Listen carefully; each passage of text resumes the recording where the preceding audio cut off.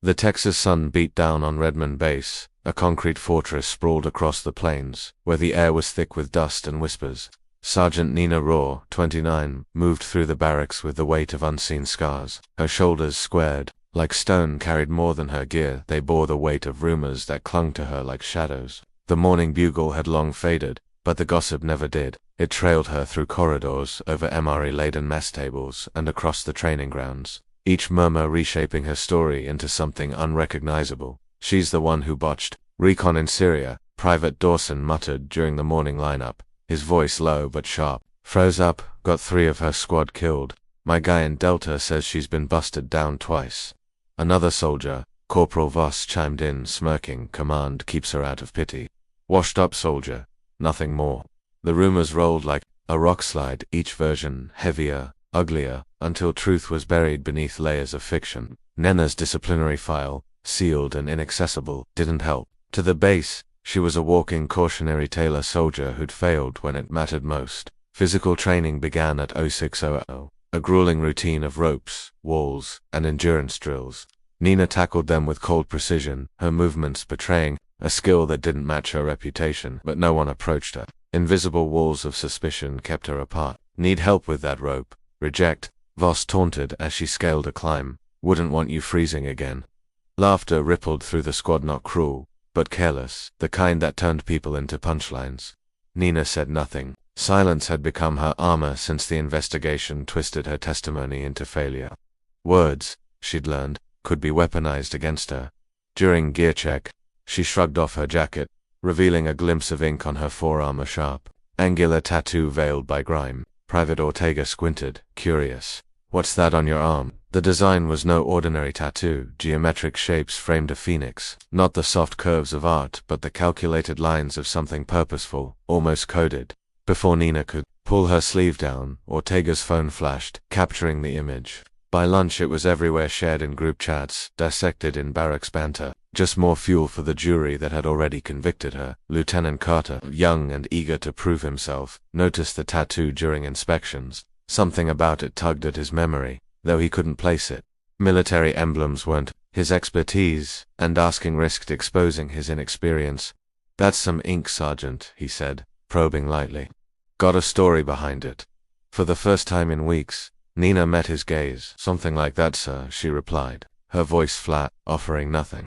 Carter nodded stiffly and moved on, but the image lingered. He'd seen that design before, somewhere classified, somewhere forbidden. Life at Redmond was a quiet cruelty. Water bottles were misplaced in Nena's path during breaks. She was excluded from casual talk about weekend plans, a subtle signal she no longer belonged among those who trusted each other with their lives. At lunch, she sat alone at the mess hall's far end, eating MREs while conversation swirled around her. 2 years of honorable service, erased by whispers and bureaucratic apathy. Her phone buzzed, an unknown number. Saw that ink online, bold. She deleted it without replying. The tattoo wasn't for show. It was a reminder of truths she couldn't speak, secrets that threatened to bury her. But some truths refused to stay buried. Deep in the warehouse, sorting inventory, Nina found a stack of maps marked for disposal, outdated, mostly declassified. One caught her eye, a grid marked with the same angular phoenix as her tattoo. It wasn't coincidence. It was proof of covert ops no one acknowledged. She snapped a photo and sent it to a number she hadn't used in a year.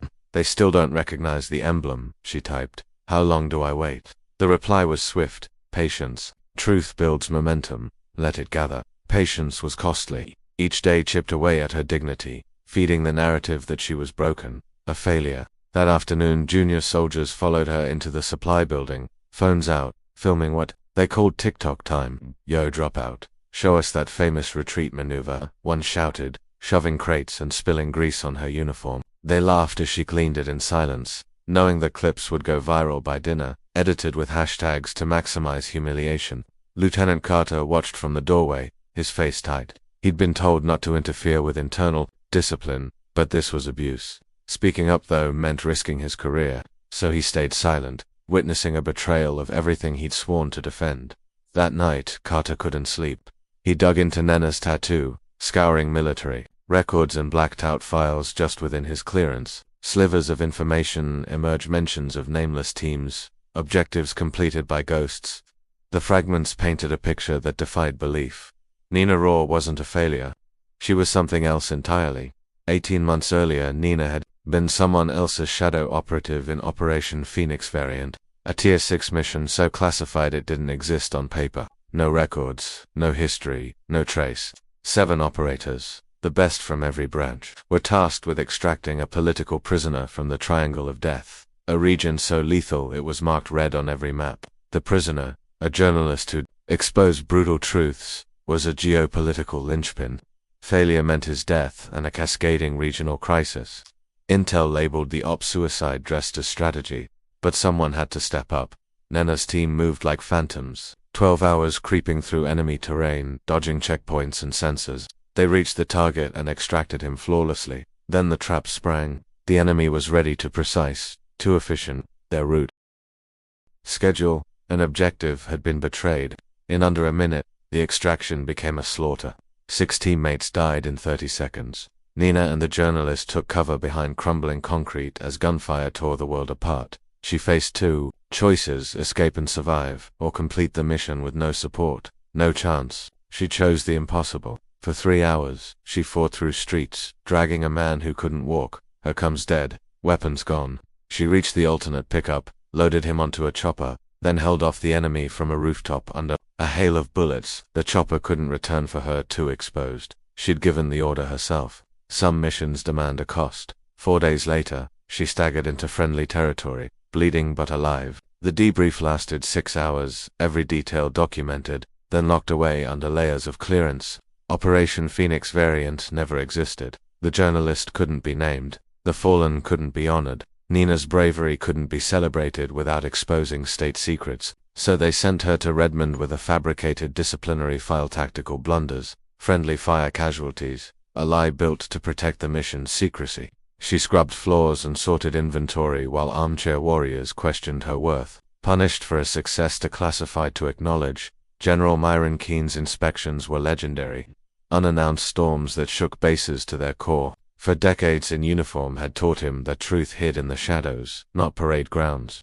Redmond didn't expect him for months, so his arrival sparked panic: hastily assembled formations, rushed gear checks, frantic efforts to fake perfection. Nina wasn't called up. Supply crew didn't make inspection lines, especially not those with black marks. She stayed in the warehouse, sorting crates with quiet focus. Keen didn't follow schedules.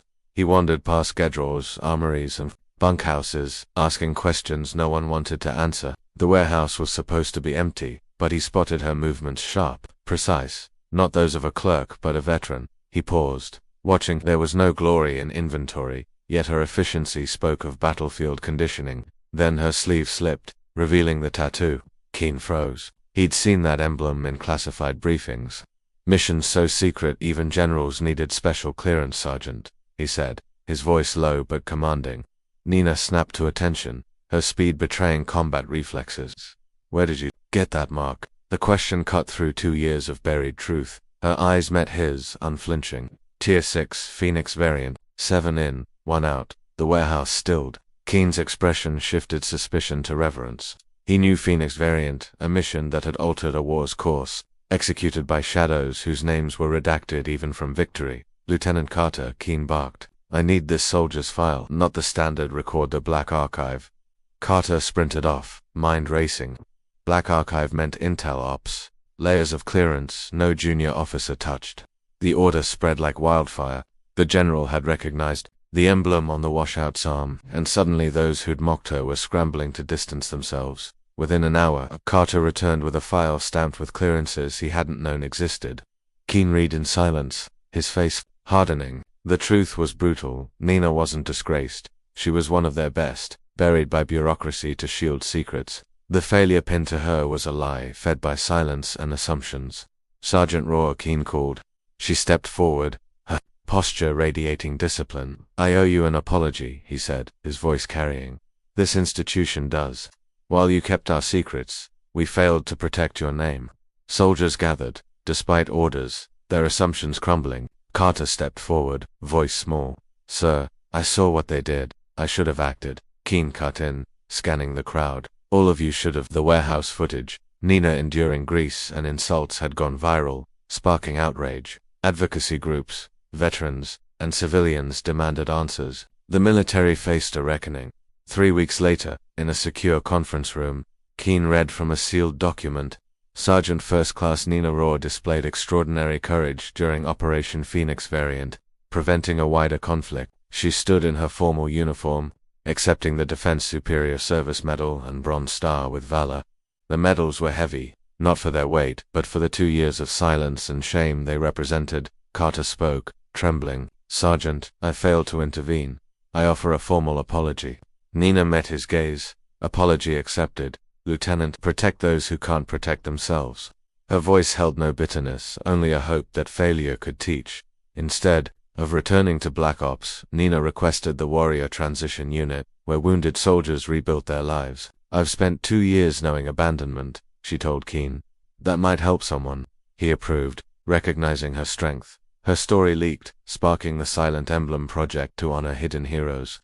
Redmond reformed disciplinary oversight, mandatory bias training, anonymous harassment reporting. Carter promoted lead ethics training, his path reshaped by Nena's lesson. The Rohr Legacy Training Program launched, its insignia her Phoenix tattoo, a symbol of standing firm against broken systems. In Colorado, Nina ran a discreet transition center for special ops veterans, funded by whispers and off-record donations. No brochures, no registries, just presence and understanding. One night, a young ranger arrived, eyes haunted. "I read about you," she said. "How you survived people believing the worst." Nina showed her tattoo. "Tell me what you can't tell anyone else." By a fire pit, veterans shared stories. No medals would touch confession, connection, lifelines. Nena's phone buzzed. A new referral, a Navy SEAL from unlisted places. "One bed open," she replied. The center operated in shadows, like the missions that shaped its clients, its impact rippling into families and communities. General Keane, retired, messaged her about a congressional hearing. "Your testimony could move the needle." She replied, "Better to serve from the shadows." Her tattoo caught moonlight, a symbol of survival and quiet victories. Tomorrow would bring new scars, new names, but tonight, in the stillness, Nina was where she needed to be, where heroes heal, where silence unites, where the real work begins.